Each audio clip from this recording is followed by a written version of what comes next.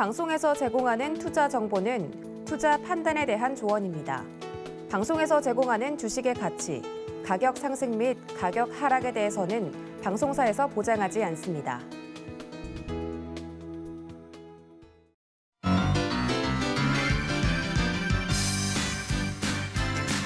여러분 안녕하세요. 김박사부의 주식비기 진행의 최수익입니다. 자, 간밤에 미국 뉴욕 증시가 지금 3대 지수 모두 1%대 오름세를 보인 데 이어서 우리 양대 시장도 빨간불 켜주고 있습니다. 하지만 마음을 내려놓기엔 좀 이른데요. 다들 불안한 마음 가지고 계실 것 같습니다. 자, 그 불안한 마음들 김박사부의 주식비기가 잠재워 드리도록 하겠습니다. 오늘도 시장을 슬기롭게 대처하는 방법은 물론 수익에 대한 해답까지 모두 다 준비해놨으니까요. 그냥 방송 함께만 해주시면 될 것 같습니다. 자, 오늘도 여러분에게 힘이 될 주식비기 힌트부터 드리겠습니다. 자, 첫 번째 힌트. 세계 4대 반도체 장비 업체를 고객사로 둔 기업. 이게 첫 번째 힌트고요. 두 번째 힌트 바로 나갑니다. 엇갈리는 반도체 전망에도 주목받는 기업. 이게 두 번째 힌트인데요. 자, 이렇게 두 가지 힌트 듣고 어떤 종목인지 감이 오시나요? 자, 어떤 종목인지를 알아도 정확한 매수 타점을 알지 못하면 의미가 없을 텐데요. 그 종목명과 정확한 매수 타점까지 모두 다 알려드리겠습니다. 방송이 끝나고 난 이후에 노란톡 오픈 채팅방 통해서 공개해 드릴 텐데요. 자, 그럼 노란톡 어떻게 들어오는지 아셔야 되겠죠. 자, 지금 노란톡 켜시고요. 검색창에서 주식비기 네 글자 검색하시거나 아니면 화면 하단에 나가고 있는 QR코드에 스마트폰 카메라 스캔하시면 바로 들어오실 수 있습니다. 이런 방법 좀 어려우신 분들도 계시죠? 괜찮습니다. 지금 같이 나가고 있는 번호로 전화 주시거나 문자 주시면 저희가 입장 도와드리도록 하겠습니다. 이 노란톡 오픈 채팅방에 들어오셔야 종목명과 함께 매수 타점까지 받아보실 수 있으니까요. 노란톡 꼭 들어와 주시기 바랍니다. 자, 그리고 전국 어디에 계시든 유튜브로도 함께 하실 수 있는 거 알고 계시죠? 서울경제TV 실시간 라이브 채널로 함께해 주세요. 참고로 본 방송에서 제공해드리는 정보는 투자 판단에 대한 조언일 뿐 해당 주식의 가치와 수익률을 보장하진 않습니다. 또 서울경제TV는 자본시장 통합법을 준수하고 있습니다. 1:1 투자 상담이나 유사 수신행위 등 모든 불법사항 엄중히 금지하고 있습니다. 또 서울경제TV, 서울경제신문은 당사의 고유한 브랜드입니다. 서울경제증권TV와는 무관하다라는 점 말씀드리고요. 이외 유사한 상호명에도 주의하시길 바랍니다. 네, 오늘도 알찬 주식비기 가지고 왔으니까요. 끝까지 함께해 주시고요. 한 번 더 주식비기와 함께 하실 수 있는 방법 화면으로 소개해드리겠습니다. 저는 잠시 후에 돌아올게요.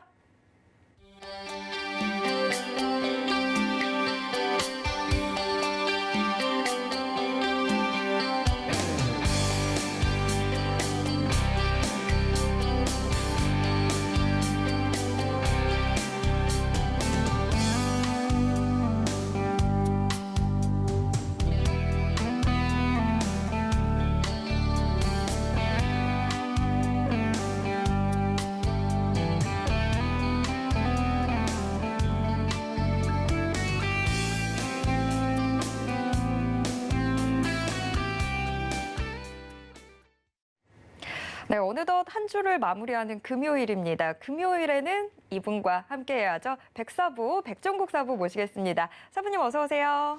안녕하십니까. 저희가 일주일 만에야 뵙네요. 네, 맞습니다. 네, 저희가 참 오랜만에 뵙는데 우리 주식시장 이 추석 연휴로 쉬는 동안 참 많은 일들이 있었습니다. 특히나 주 초에 굉장히 우리를 걱정하게 만들었던 일도 있었고요. FOMC 회의 결과도 나왔습니다. 여러모로 좀 많은 일들이 우리가 쉬는 동안 벌어지면서 이거 좀 주식시장 열리고 나면 어떻게 대처하는 게 좋을까 많이들 고민하셨을 것 같은데요. 좀 우리가 쉬는 동안 벌어졌던 이슈들 한번 짚어보는 시간 가져야 될 것 같습니다. 사부님, 좀 우리가 너무나 큰 이슈들이 있었기 때문에 좀 짚어봐야 될 것 같은데요. 좀 리뷰 좀 해주시죠. 네, 맞습니다. 이번 주 우리나라 시장은 추석 연휴 기간으로 긴 기간 동안 휴장을 가져갔습니다. 사실 그 기간 동안의 글로벌 이슈들이 상당히 많이 진행이 됐는데요. MC님이 말씀해 주신 대로 그러한 이슈로 인해서 시장 방향이 좀 결정되고 있는 것 같습니다. 그렇기 때문에 시장에 대한 이슈 한번 확인을 해볼 필요가 있다고 생각이 드는데요. 분명히 글로벌 지수로 따져봤을 때 분명히 월요일 날 큰 폭의 하락을 보였고요. 최근 같은 경우엔 반등을 보이고 있습니다. 그렇다고 한다면 어떠한 이슈들이 있었고 그러한 이슈로 인해서 지수들이 어떻게 움직였는지 확인해 볼 필요가 있는데요. 시장은 쉰 만큼 글로벌 증시에 대한 그러한 이슈에 대한 이해를 가져보는 시간을 가져가 보겠습니다. 가장 큰 이슈는 아무래도 바로 FOMC 회의일 것 같습니다. 9월 FOMC 회의는 9월 달에 있을 가장 큰 이벤트라고 생각을 해주시면 될 것 같은데요. 9월 달 지수의 방향 그리고 향후의 지수 방향을 결정짓는 매우 중요한 회의라고 생각을 해주시면 될 것 같습니다. 9월 FOMC 회의에서는 매파 성향의 강화를 통해 금융시장을 견제하려는 정책 의도를 좀 보였는데요. 그렇다고 한다면 매파 성향이 어떤 건지 아마 시청자분들이 궁금해하시는 분들이 많으실 것 같습니다. 뉴스에서 많이 접하셨을 것 같은데요. MC님은 혹시 알고 계시나요? 매파 성향이 어떤 건지? 이게 새들의 그 공격적인 성향에 빗대서 이 통화 정책을 설명을 하는 거잖아요. 네, 이 반대되는 비둘기파가 조금 더 온건한 거고 매파는 이제 정말 확실하게 돈줄을 쥐어잡겠다 이거잖아요. 비둘기파 같은 경우에 경기 성장을 좀 위주로 생각을 하는 파라고 생각을 해주시면 될 것 같고요. 매파라고 한다면 물가 안정 위주로 생각하는 부류라고 생각을 하시면 될 것 같습니다. 조금 더 쉽게 말씀을 드리면 매파 같은 경우는 금리 인상 쪽이라고 생각을 해주시면 될 것 같고요. 비둘기파라고 한다면 금리 인하 쪽이라고 생각을 해주시면 될 것 같습니다. 분명히 매파 성향이 강화됐다라고 말씀을 드렸기 때문에 분명히 FOMC 회의에서는 금리 인상에 대한 부분이 강화됐다라고 생각을 해주시면 될 것 같습니다. 사실 이와 관련된 부분이 만약에 나왔다라고 한다면 사실 시장은 큰 폭으로 빠졌을 가능성이 매우 높다라고 보시면 될 것 같은데요. 하지만 금융시장, 미국 시장 같은 경우에는 오히려 반등을 보였습니다. 금융시장 같은 경우에 이러한 정책보다는 11월 회의에서 테이퍼링을 결정하고 실행하겠다는 신중론에 조금 더 집중을 했다라고 보시면 될 것 같은데요. 이번 FOMC 회의를 좀 간단하게 정리를 하자면 연준 같은 경우는 11월 달에 테이퍼링을 선언과 동시에 진행을 할 것이라고 예상을 하고 있습니다. 거기에 더불어 금리 인상 같은 경우엔 기존의 스탠스에서 조금 더 빠른 금리 인상을 결정한다라고 나온 게 바로 이번 회의 결과라고 보시면 될 것 같은데요. 구체적으로 FOMC 회의 결과를 조금 더 살펴보겠습니다. 연준은 지난 6월 회의에서 2023년 기준금리를 0회 인상한다라고 밝혔는데요. 이번 회의를 통해서 2회 앞당기는 점도표를 발표했다라고 보시면 될 것 같습니다. 그것을 6월 달에 발표를 했는데요. 이번 9월 회의에서는 그 점도표 결과가 더 상향이 되었다라고 보시면 될 것 같습니다. 구체적으로 수치를 한번 말씀드리면 2022년 금리 인상 같은 경우엔 0회에서 1회로 상향이 되었고요. 2023년에는 금리 인상 2회를 3회로 상향을 했습니다. 거기에 더불어 처음 등장한 2024년에는 총 3번의 금리 인상 시점을 제시를 했는데요. 총 7차례 175bp 인상 시점을 이번 회의를 통해서 제시를 했다라고 보시면 될 것 같습니다. 이는 시장이 예상하고 있는 속도보다 상당히 빠르다라고 보시면 될 것 같은데요. 그로 인해서 매파 성향이 상당히 강해졌다라고 판단을 해주시면 될 것 같습니다. 사실 이 부분만 나왔다라고 한다면 시장은 큰 폭으로 하락을 하는 게 맞을 것 같습니다. 시장이 가장 두려워하고 있는 건 바로 긴축 정책의 시작입니다. 테이퍼링 같은 경우에 양적 완화 정책의 규모를 점진적으로 축소를 하는 것이고요. 실질적으로 긴축 정책이 한다라고 하는 것은 바로 금리 인상이겠죠. 그러한 금리 인상이 더 빠른 속도로 이루어진다라고 한다는 것은 사실 시장에서는 큰 충격이 왔어도 이상하지 않을 회의 결과가 나왔다라고 보시면 될 것 같습니다. 하지만 본격적인 긴축 정책, 금리 인상 시점이 정해진 것보다 오히려 테이퍼링에 대해서 이 부분을 좀 더 주목을 했다라고 보시면 될 것 같은데요. 테이퍼링 같은 경우에 신중론이 굉장히 강해졌다라고 판단을 해주시면 될 것 같습니다. 당장 금리 인상 같은 경우 어쨌거나 내년 이후를 바라봐야 되는 것이고요. 당장 눈앞에 이슈인 테이퍼링 같은 경우엔 11월 달에 시행을 한다라고 밝혔습니다. 테이퍼링 실행 시점이 12월보다는 다소 앞당겨졌다라고 보는 것은 맞지만 일부 매파 의원들이 주장한 10월 달에 테이퍼링 시행 그 부분보다는 조금 더 신중해졌다라고 판단을 하고 있는 것 같습니다. 거기에 더해서 파월 의장 같은 경우는 기자회견에서도 상당히 신중한 발언들이 이어졌기 때문에 시장은 이러한 부분에 다소 안도감을 느낀 것이라고 판단을 해주시면 될 것 같습니다. 그러한 안도감에 따라 오히려 주가는 상승을 했다라고 보시면 될 것 같은데요. 현재 테이퍼링 같은 경우 약 8개월에서 9개월 정도의 기간이 소요될 것이라고 예상을 하고 있습니다. 그렇다고 한다면 내년 3분기 정도에 양적 완화는 이제 종료가 되는 것인데요. 걱정과는 달리 무난하게 끝난 이벤트가 바로 이번 FOMC 회의라고 생각을 해주시면 될 것 같습니다. 거기에 더해서 이번 FOMC 회의에서는 경제 전망치를 좀 발표를 했습니다. 수정 경제 전망치를 발표를 했는데요. 미국의 올해 경제 성장률은 6% 정도로 낮췄습니다. 반면 내년의 성장률은 4% 중반대를 밝히면서 상당히 양호한 경제 전망을 한 것도 시장에 상당한 안도감을 줬다라고 판단을 하고 있습니다. 또한 물가 같은 경우에 내년 2.2% 상승해서 2.3%로 상향을 했는데요. 물가가 올랐다는 건 당연히 금리를 올릴 수 있는 근거를 제시했다라고 보시면 될 것 같습니다. 금리를 올림에도 불구하고 그런 근거까지 좀 제시했다라고 한다면 안정적인 금리 인상, 그러니까 정책의 정상화로 가는 방향을 제시를 했다라고 판단을 해주시면 될 것 같습니다. 거기다 미국도 우리나라랑 마찬가지로 최근에 부동산 가격이 굉장히 큰 폭으로 좀 오르고 있습니다. 거기에 따라서 주식시장 역시 굉장히 크게 오르고 있는데요. 사실 미국 시장 같은 경우엔 계속 고가를 갱신하면서 상승세를 이어가고 있습니다. 물론 우리나라 같은 경우엔 코로나 델타 바이러스 확산으로 인해서 주가 같은 경우에는 큰 폭으로 상승을 하고 있지는 못하고 조정을 좀 보이고 있는 부분은 있습니다. 하지만 백신 접종률의 차이로 인해서 미국 같은 경우는 상당히 좋은 모습을 보여주고 있습니다. 연준 같은 경우에 이런 부분은 당연히 신경을 쓸 수밖에 없습니다. 이러한 자산 급등 현상을 좀 제어해야 되겠다는 생각을 많이 했을 것 같은데요. 그럼에도 불구하고 매파 성향을 보여주면서도 상당히 테이퍼링에 대해서는 보수적으로 좀 접근을 했다라고 생각을 하고 있습니다. 그렇다고 한다면 연준은 금융시장에서 크게 빠지는 패닉 시장을 원하지 않다라고 판단을 해주시면 될 것 같은데요. 눈앞에 페이퍼링 분명히 신중하게 접근하는 모습을 보여줬고요. 연준 의장의 인터뷰에서도 분명히 이러한 발언들이 이어졌습니다. 그렇다고 한다면 지금 시장을 한번 판단해 보자면 금융시장의 단기적인 급한 하락은 없을 것이라고 예상을 하는 게 맞습니다. 분명히 FOMC 회의 결과로 인해서 단기적으로 급한 하락이 나올 수 있었음에도 불구하고 이러한 영향을 상당히 제한한 것이 이번 회의라고 생각을 해주시면 될 것 같은데요. 충분히 연준은 그러한 부분까지 생각을 하고 그러한 스탠스를 가져가고 있다라고 보시면 될 것 같습니다. 연준은 통화정책의 미세 조정을 통해서 향후 유연한 정책 스탠스를 가져가겠다는 것을 밝혔다라고 보시면 될 것 같은데요. 이러한 부분으로 통해서 분명히 무리한 시장 개입, 그러니까 무리한 시장 하락은 유발시키지 않겠다는 것을 확실하게 생각을 해주시면 될 것 같습니다. 그렇다고 한다면 테이퍼링에 대한 시장 공포보다는 오히려 지금 이런 부분 때문에 하락했을 때 적극적으로 매수하는 전략이 상당히 유효하다라고 판단을 하시면 될 것 같은데요. 분명히 지금 시장, 저희가 연휴가 끝난 이후에 시장은 어느 방향으로 움직일지 사실 예측하기가 좀 힘든 시장인 것 같습니다. 하지만 주가가 좀 크게 빠졌을 때 오히려 과감하게 매수하는 전략을 가져가신다면 분명히 여러분들의 수익이 크게 누릴 수 있다라고 판단을 하고 있고요. 그러한 이슈가 바로 이번 FOMC 회의 결과라고 생각하고 있습니다. 네.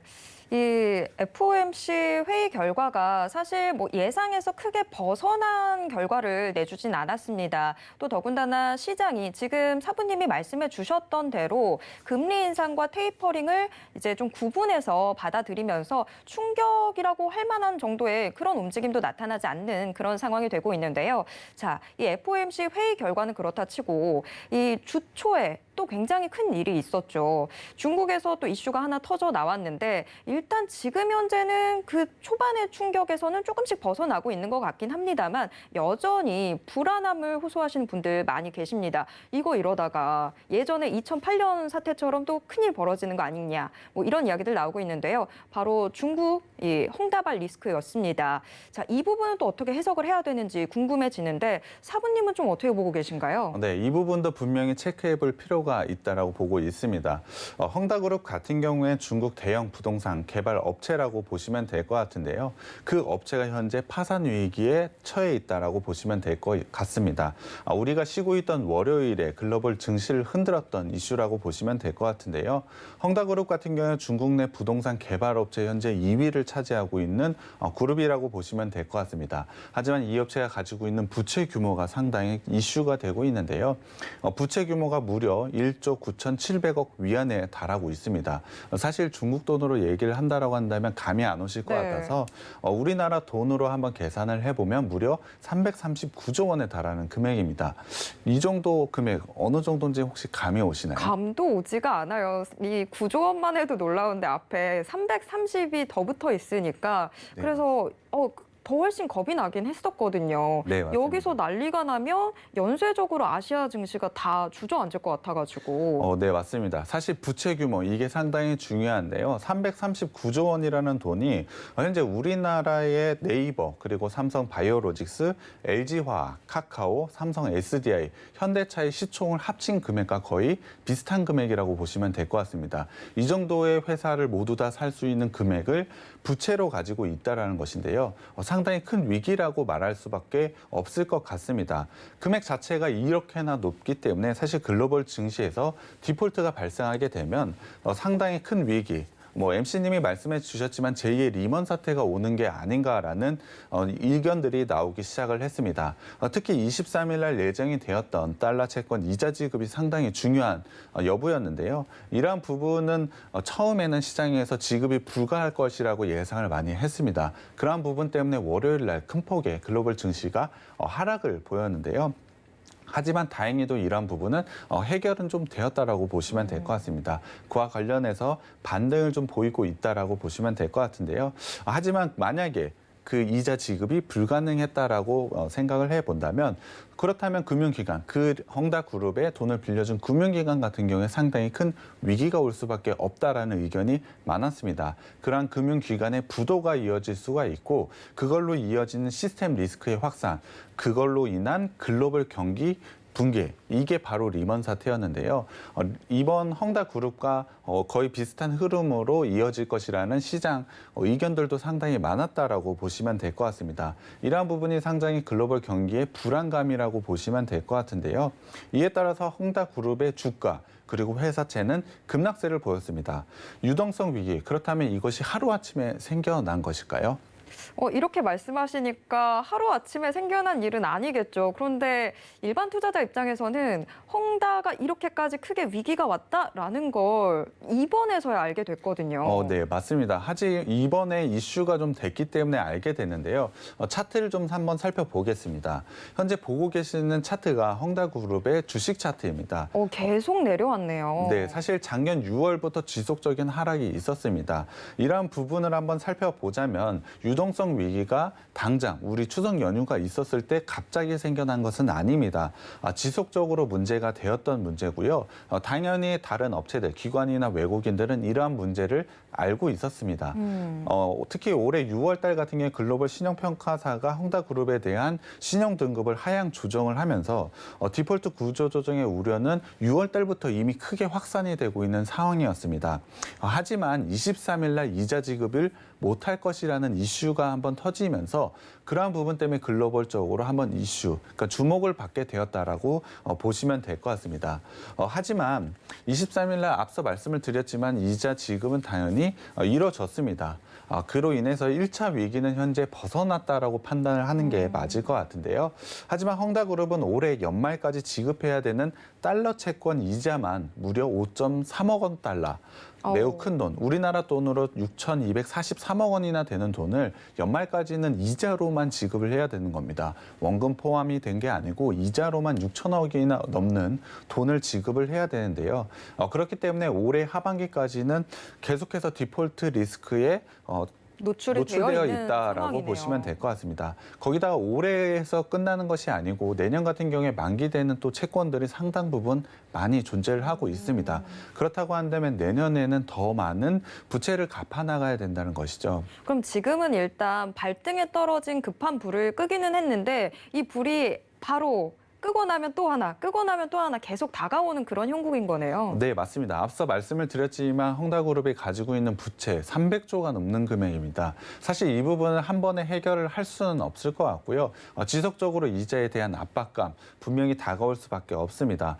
그렇다고 한다면 이 헝다그룹은 지금 사실상 굉장히 큰 위기가 많은데요. 무질서한 디폴트가 만약에 현실화가 된다고 한다면 금융시장, 중국 금융시장에 대한 리스크를 좀 밝혀졌다라고 보시면 될 것 같습니다. 근데 저희가 이거를 또 그냥 손 놓고 볼 수가 없는 게 중국 시장의 영향력이 우리 증시에 굉장히 또 크게 작용을 하잖아요. 지금도 저희가 방송을 시작할 때만 하더라도 코스피가 좀 빨간불을 켜줬었는데 상하이 증시가 개장하면서 좀 약보합세 보이니까 우리 증시도 지금 같이 조금 흔들리는 모습 나타나고 있는 것 같아요. 아무래도 이거를 그냥 중국의 개별 기업의 일로 바라보기엔 좀 불안한 감이 있단 말이죠. 그런 그 부분에 대해서 한번 살펴봐야 될 것 같은데요.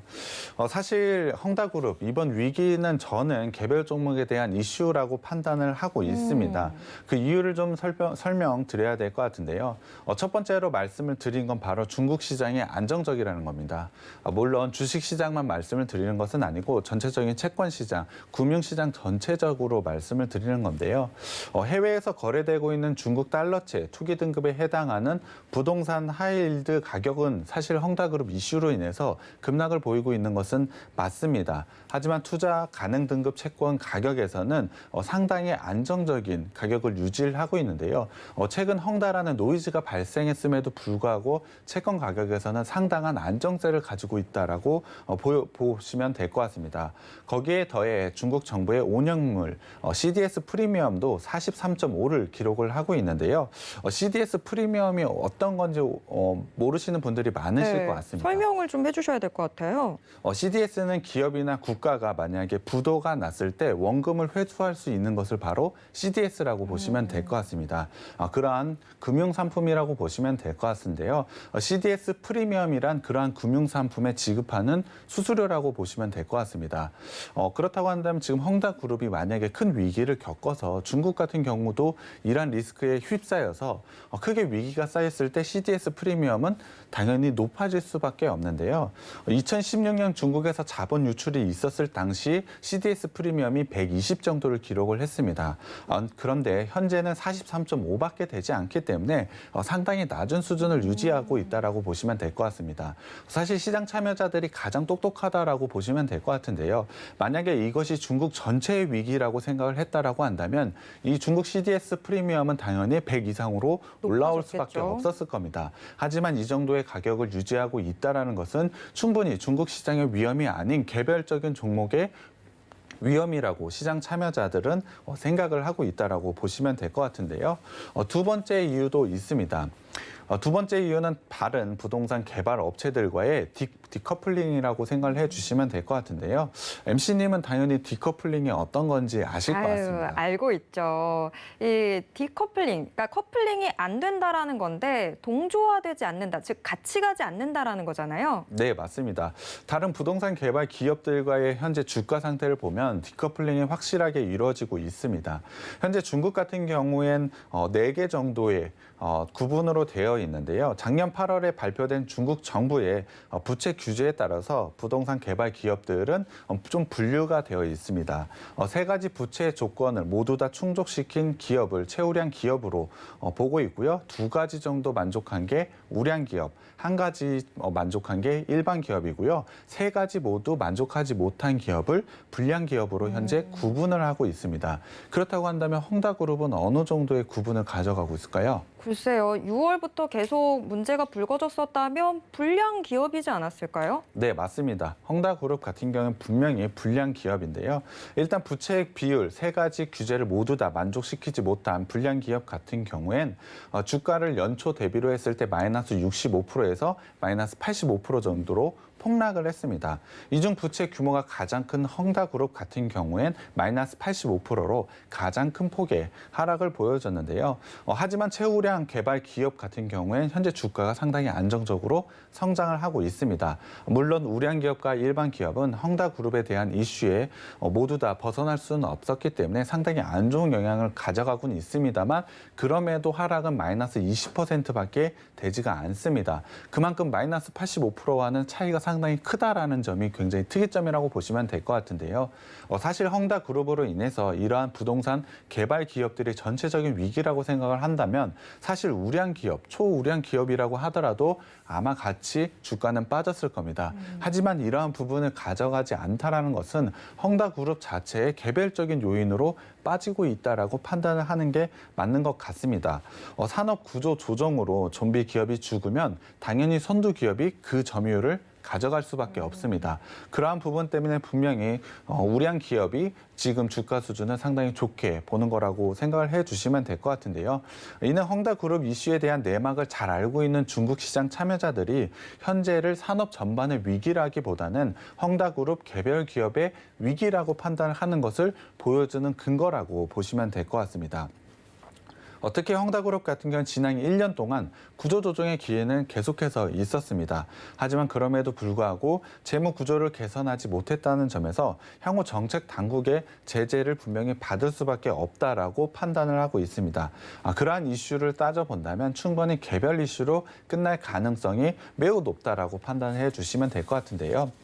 세 번째로는 헝다가 파산하더라도 사실 영향은 좀 제한적이라고 생각을 해주시면 될 것 같습니다. 금융 시스템에 미치는 영향은 상당히 제한적이라고 저는 판단을 하고 있는데요. 이유는 중국의 산업은행 자산 총액이 무려 약 45조 달러에 달하고 있습니다. 부채 같은 경우는 35조 달러고 현재 대출 잔액은 29조 달러를 기록을 하고 있는데요. 헝다그룹의 3천억 달러 부채는 전체 상업은행, 중국 산업은행 대출 잔고의 1%밖에 되지 않습니다. 사실 300억이나 넘는 돈이기 때문에 엄청난 규모라고 생각을 하실 수는 있지만 중국의 상업은행에 비교해 봤을 때는 1%밖에 되지 않는 금액이기 때문에 중국 금융 시스템으로 충분히 만회가 가능하다라고 판단을 해주시면 될 것 같습니다. 거기다가 부채가 한 은행에 집중되어 있는 것은 아닙니다. 상당히 많은 은행에 분산되어 있기 때문에 각 은행별 노출되어 있는 위험도도 상당히 낮다라고 보시면 될 것 같습니다. 거기에 더해서 중국 은행 시스템 리스크를 좀 관리하는 중국 정부가 있기 때문에 2019년부터 이 비중이 상당히 낮아져 있는 상태입니다. 그만큼 위기 관리 시스템도 어느 정도는 잘 작동하고 있다라고 판단을 해주시면 될 것 같고요. 은행별로는 대형 상업은행보다는 지방은행, 그러니까는 우리나라로 따졌을 때 지방은행이 가져가고 있는 노출 비중이 상당히 더 큰 것은 맞습니다. 그렇다고 하더라도 가장 크게 차지하고 있는 비중이 15%밖에 되지가 않습니다. 그렇다고 한다면 모든 부채가 한꺼번에 터지지 않는 이상은 사실 이 문제가 굉장히 큰 금융 시스템 붕괴로는 이어질 가능성은 매우 낮다라고 판단을 해주시면 될 것 같습니다. 충분히 중국 정부가 통제 가능한 수준 안에 있다라고 보시면 될 것 같은데요. 그럼에도 불구하고 그 부채 금액 규모를 한번 따져본다면 하반기에는 분명히 주목을 해볼 수밖에 없다라고 생각을 하고 있습니다. 하지만 정리를 하자면 시장에 뒤흔들 만한, 그러니까 리먼 사태와 같은 그러한 움직임은 가져가기에는 조금 무리가 있다라고 보시는 게 맞습니다. 오히려 이러한 부분으로 인해서 주가가 만약에 빠지게 된다면 저가 매수의 기회가 왔다라고 보시면 될 것 같고요. 포트폴리오 조정 기회가 왔다라고 보시면 될 것 같습니다. 충분히 시장을 이해하고 있고 헝다그룹 이 문제에 대한 이해도만 있다라고 한다면 충분히 과감하게 매수를 하셔서 수익을 얻을 수 있다라고 저는 판단을 하고 있는데요. 당연히 이러한 부분을 정확한 시점에서 판단을 하는 것은 어렵다라고 생각을 하고 있습니다. 그렇다고 한다면 그런 부분을 보완을 분명히 해야 되는데요. 저희 방송과 노란톡방에 들어오시게 되면 그러한 부분을 저희가 분명히 보완해 드릴 수 있으니까요. 꼭 들어오셔서 이러한 전략과 종목들 가져가셨으면 좋겠습니다. 네, 자라보고 놀란 가슴, 소뚜껑 보고 놀란다라는 게 지금 이런 상황이지 않을까 싶습니다. 저희가 아무래도 2008년 리먼 사태를 경험을 했다 보니까 지금 이 헝다 리스크에 굉장히 다들 좀 민감하게 반응을 하셨던 것 같은데 사부님이 이게 그렇게 시장을 뒤흔들 만큼의 이슈는 아닌 것 같다라고 말씀해 주셨습니다. 자, 그래도 이런 말 들어도 여전히 불안하신 분들 계시죠. 도대체 내 투자의 방향을 어디로 가져가야 될까? 계속 갈대같이 흔들리는 마음들 노란톡 오픈 채팅방 들어오시면요. 지금과 같은 이런 시장에 대한 이야기 방송이 끝나고 나서도 계속 나눠보실 수 있으니까요. 노란톡 오픈 채팅방 꼭 들어와 주시기 바랍니다. 자, 우리 주식 빅이 이제 하나씩 풀어봐야 되겠죠. 자, 일장 힌트 화면으로 먼저 만나보시죠. 일장 반도체 소재 부품.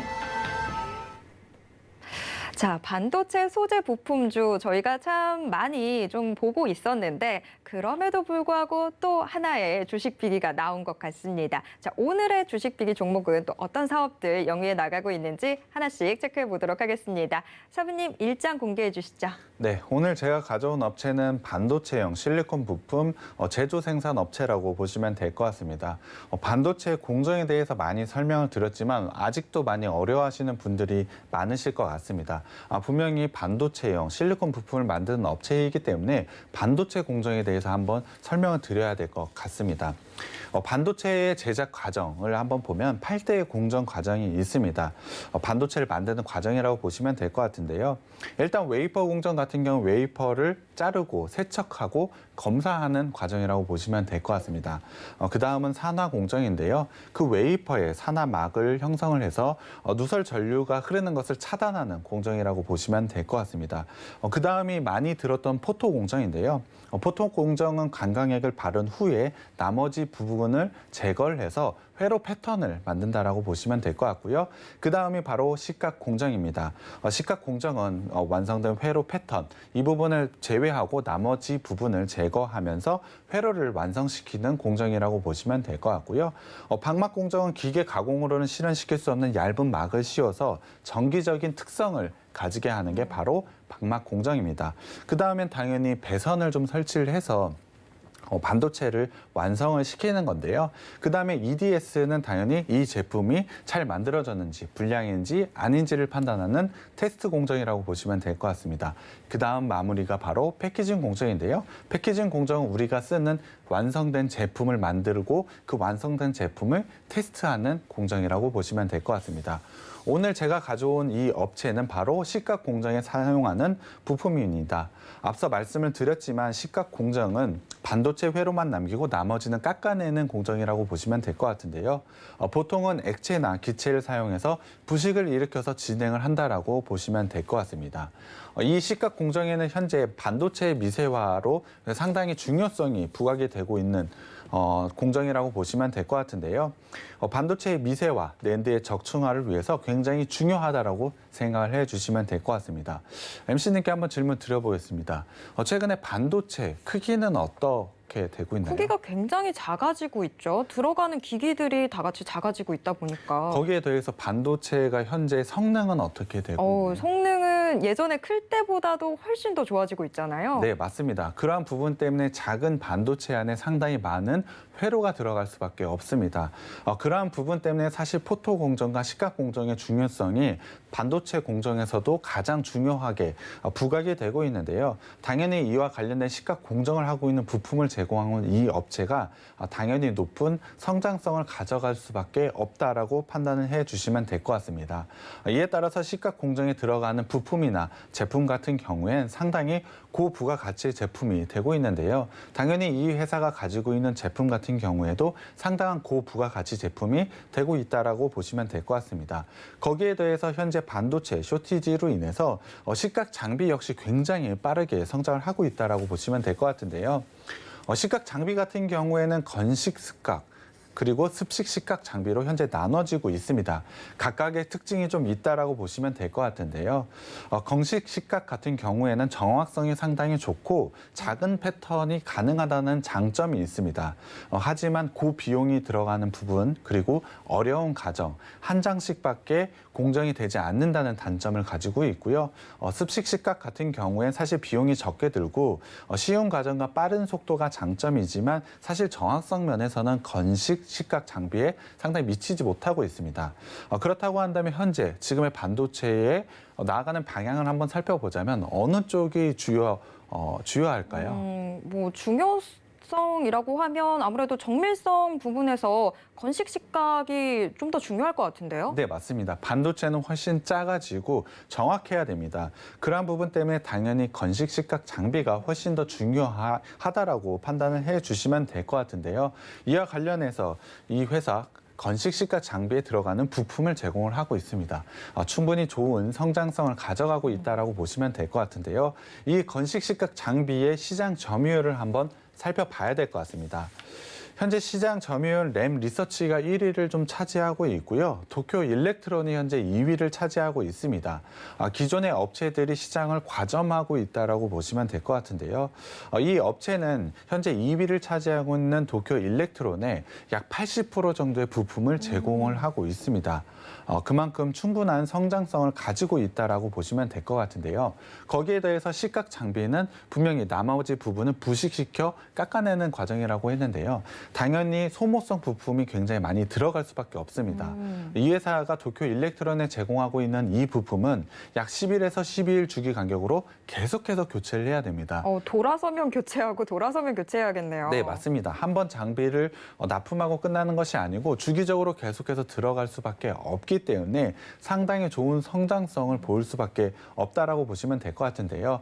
거기에 더해서 현재 1위 업체인 램 리서치까지도 현재 납품이 기대가 되고 있기 때문에 더욱더 성장성은 높아져 갈 수밖에 없다라고 보시면 될 것 같습니다. 거기에 더해서 현재 세계 4대 반도체 장비 업체가 있는데요. 앞서 말씀을 드렸던 램 리서치, 도쿄 일렉트론이 있고요. 거기에 더해 어플라이트 머트리얼즈, 우리나라 삼성전자의 자회사인 세메스가 현재 세계 4대 반도체 장비 업체라고 보시면 될 것 같은데요. 이 4대 업체 모두 다 납품을 하고 있는 게 이 회사라고 보시면 될 것 같습니다. 사실 이 4대 장비 업체에 모두 다 납품을 하고 있는 건 이 업체가 유일하다라고 보시면 될 것 같은데요. 그만큼 매우 좋은 성장성을 가지고 있다라고 생각을 해주시면 될 것 같습니다.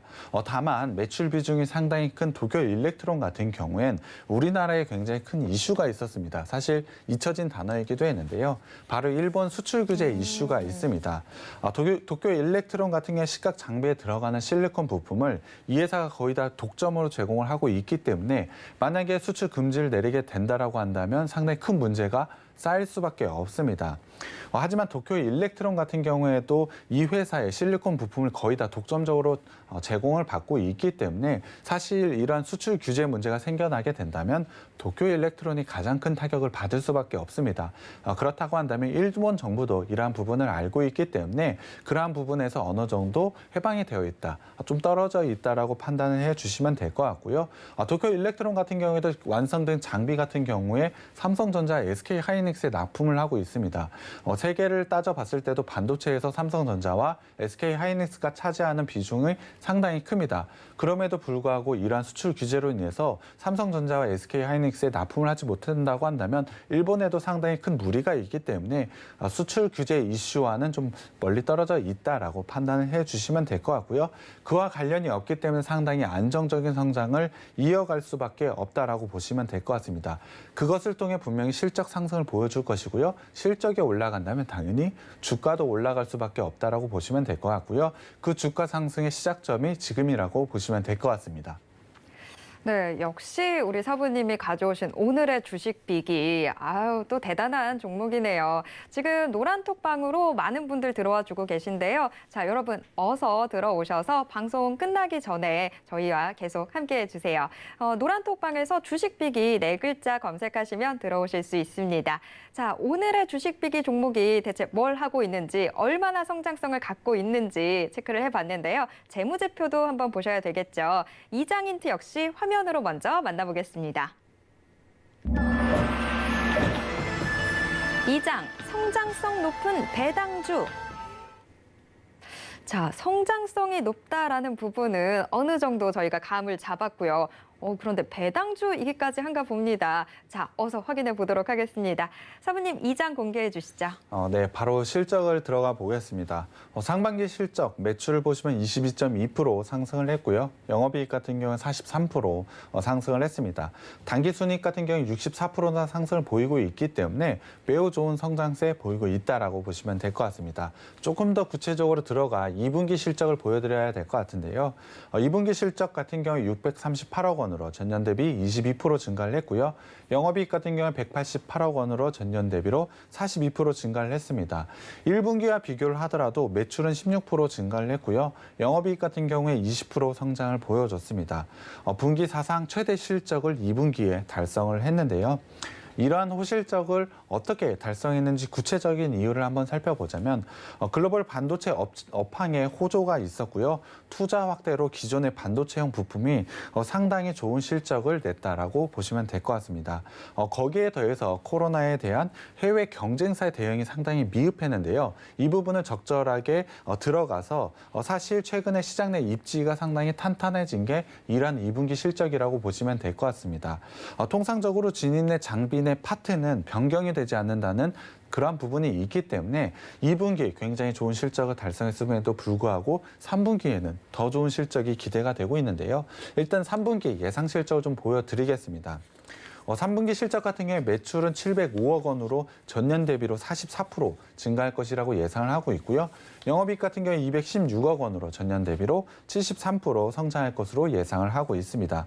이는 앞서 말했던 2분기에 분명히 사상 최대 실적이기 때문에 3분기에도 사상 최대 실적을 달성할 것으로 예상을 하고 있습니다. 하지만 국내 반도체 업황을 한번 보자면 사실 좋지 않은 부분이 있었습니다.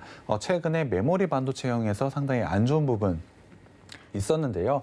그럼에도 불구하고 이 회사 3분기 실적이 이렇게 좋아질 수밖에 없다는 것은 해외 거래선의 다변화에 성공을 했기 때문입니다.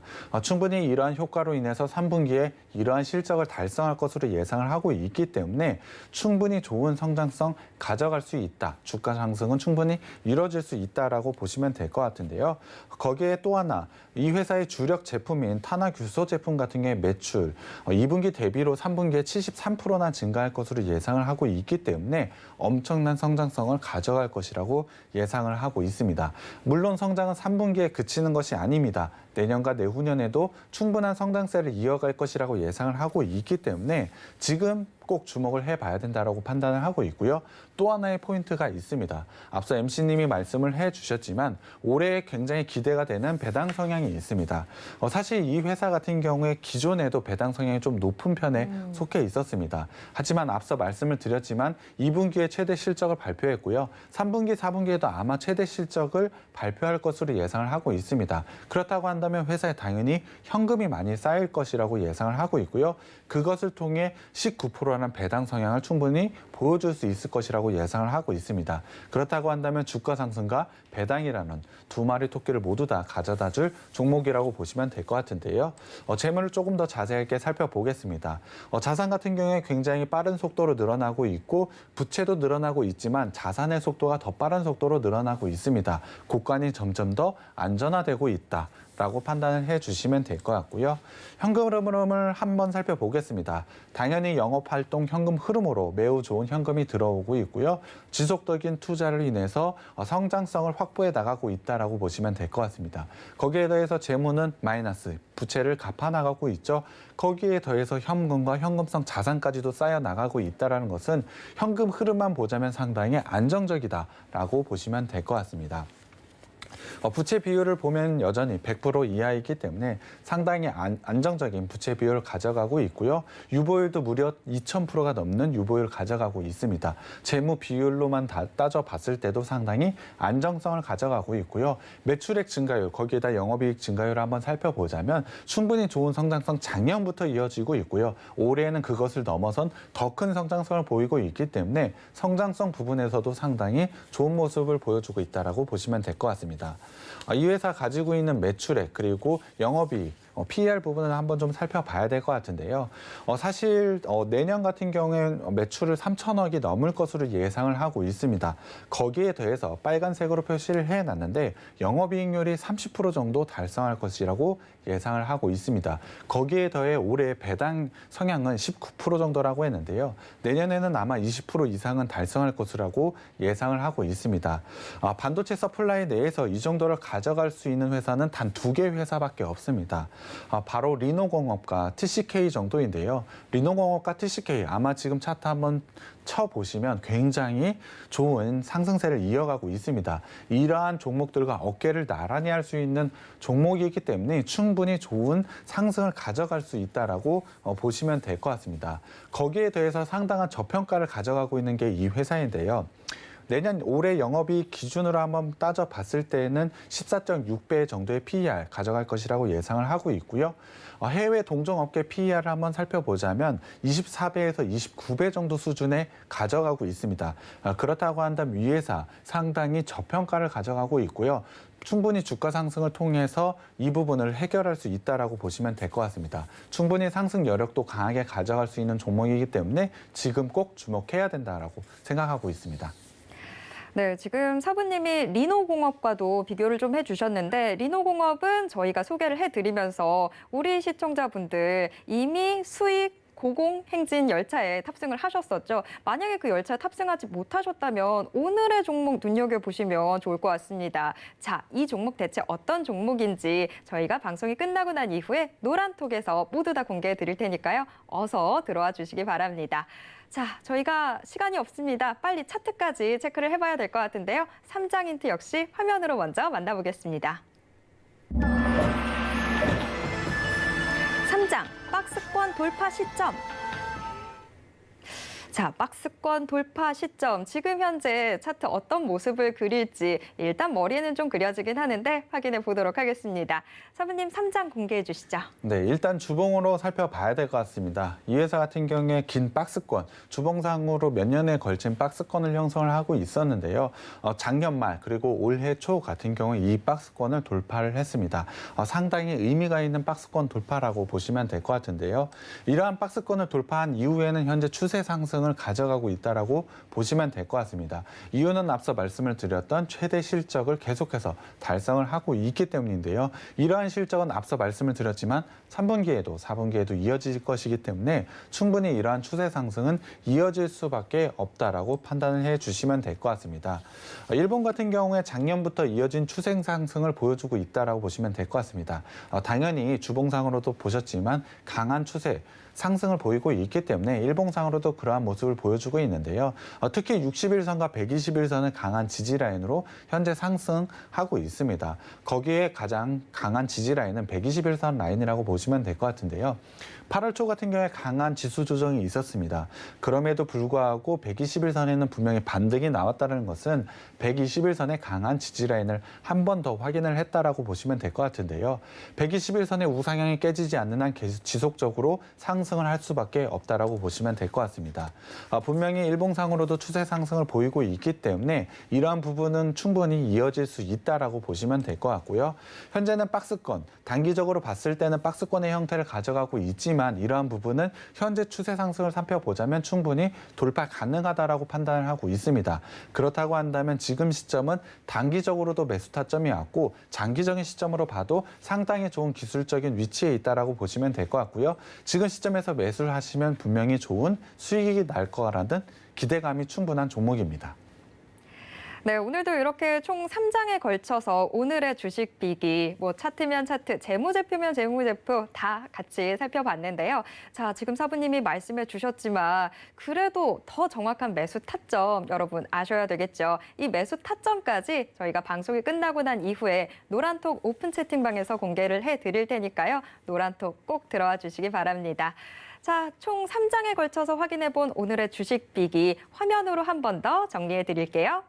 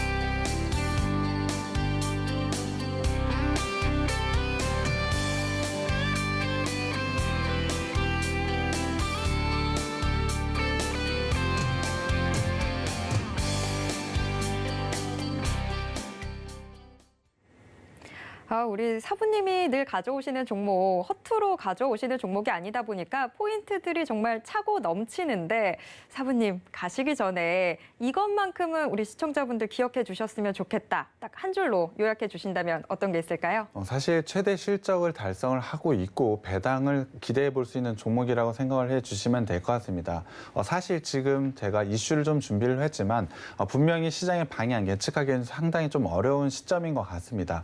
그렇다고 한다면 이러한 실적이 확정되어 있고 배당까지 기대해 볼 수 있는 종목을 매수하시게 된다면 분명히 안정성과 분명히 수익까지 두 가지를 모두 다 가져가실 수 있을 것이라고 판단을 하고 있기 때문에 충분히 포트에 꼭 넣어야 되는 종목이라고 생각하고 있습니다. 네, 요즘 같은 장세에서 정말 여러분들이 장바구니 안에 꼭 담아두셔야 되는 종목이 오늘의 종목 아닌가 싶습니다. 자, 이제 방송이 끝나고 나면 바로 대체 어떤 종목인지 매수 타점은 어떻게 되는지 다 노란톡 오픈 채팅방에서 공개해 드리도록 하겠습니다. 노란톡 오픈 채팅방에서는 이렇게 주식 비기도 받아보실 수 있지만 시장에 대한 이야기 방송이 끝나고 난 이후에도 계속 나눠보실 수 있으니까요. 노란톡 꼭 들어와 주시기 바랍니다.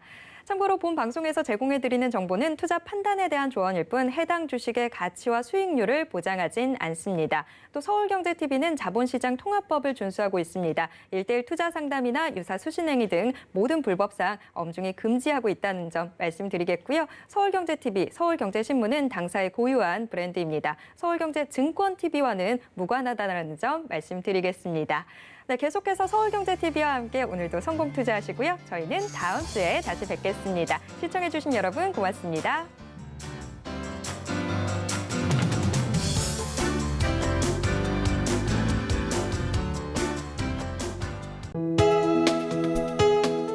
본 방송에서 제공하는 투자 정보는 투자 판단에 대한 조언입니다. 방송에서 제공하는 주식의 가치, 가격 상승 및 가격 하락에 대해서는 방송사에서 보장하지 않습니다.